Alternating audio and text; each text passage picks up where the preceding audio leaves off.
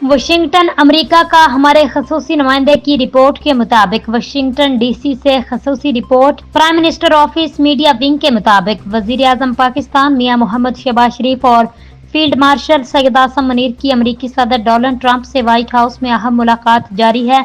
यह मुलाकात खुशगवार माहौल में हुई, जिसमें आलमी, इलाकाई और दो तरफा अमूर पर तबादला ख्याल किया जा रहा है।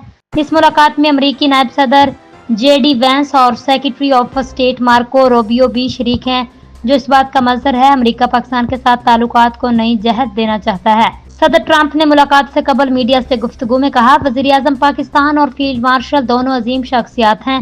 हम उनके साथ मिलकर खित्ते में अमन, तरक्की और इस्तेहकाम के लिए काम कर रहे हैं।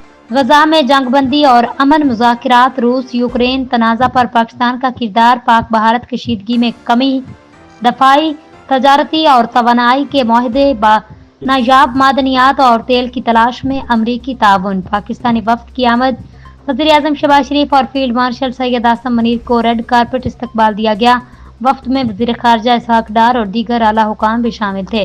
मुलाकात व्हाइट हाउस के ओवल ऑफिस में हो रही है। पाकिस्तानी वफ्द की रवानगी शाम 6:30 बजे मुतवक्के है।